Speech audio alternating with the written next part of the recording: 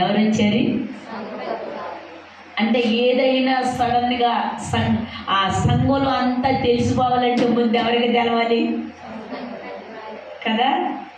దైవజనులు అలాంటి వాళ్ళు ముందు ఎవరికి తెలవాలి? సంఘ పెద్ద భార్య చూసిందంట. ఆ మల్లెపూలు పక్కనండి, కూరగాయలు అక్కడ ఉన్నాయి. ఇంకంతే వెళ్ళిపోయిందంట. మీకు తెలుసా, మన పాస్టర్ గారు ఆ బ్యాచులర్ అనుకున్నాము, ఏదో అనుకున్నాం. నేను వెళ్ళే వరకు మంచం నిండా పూలు ఎర్రజమ్ముండే చిందరవందరం ఉన్నాయి అని చెప్పిందంట. హల్లెలూయా. ఆ మాట ఆ మాట ఆ మాట ఆ మాట చెప్పరే.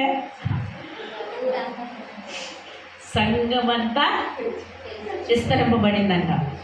తర్వాత ఇప్పుడు వస్తాగానే, మీరు లోపలికి వస్తాగానే, నేను ఇక్కడ ఉంటే వస్తాగానే నాకు వందనాలు చెప్తారు లేదా? వచ్చిన ప్రతి ఒక్కరు కూడా వందనాలు చెప్తారు, నేను వందనాలు చెప్తాను.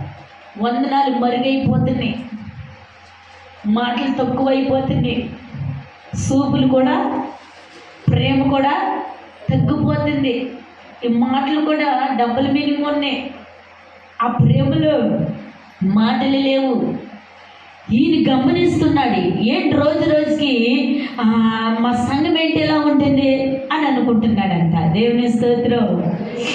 రోజు రోజుకి నా సంఘం ఏంటి ఎలా ఉంటుంది అంటే, బాగా అనుభవం కలిగిన ఒక పెద్దమ్మ అంటే వరకు మన మధ్యన ఉండేది అబ్రహ్మం గారు, ఇప్పుడు లేదు మన మధ్యన. అలాంటి ఆమె జాయిగా దైవజనుడి దగ్గరికి వచ్చిందంట. ప్రార్థన అంతా అయిపోయాక వచ్చి, అయ్యా బాబు, నువ్వు చాలా మంచివాడు అనుకున్నాం కదా, ఇలా చెయ్యొచ్చా? ఏంటమ్మా, ఏం జరిగింది? అయ్యా, నీ మంచం మీద ఏదో ఉన్నాయంట, మన సంఘ పెద్ద గారి భార్య చూసిందంట, అలా అలా మొత్తం వ్యాపించింది, ఇది సంగతి అందంట.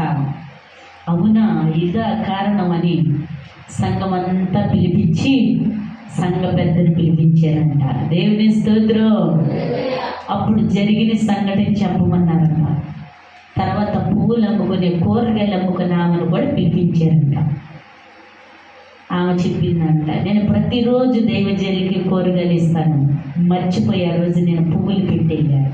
మరలా గుమ్మం దాటి వెళ్ళిన కొద్దిసేపటికి నాకు గుర్తొచ్చి మళ్ళీ వచ్చి పువ్వులు పట్టుకెళ్ళాను. ఇది జరిగింది. సంఘ పెద్ద, నువ్వేం చూసావు? పువ్వులు గుప్పుకుండియా, మంచం అంతనే గుప్పుగానే ఉండే, నువ్వెందుకంటే చెప్పావు? మాటలు లేవు. హల్లెలూయా, హల్లెలూయా. ఇకంతే రోజు రోజు పడుతుందంట. ఏమో, నన్ను క్షమించయ్యా, నేను తప్పుగా చెప్పాను. గుప్పుగానే ఉండే కానీ విరజల్లని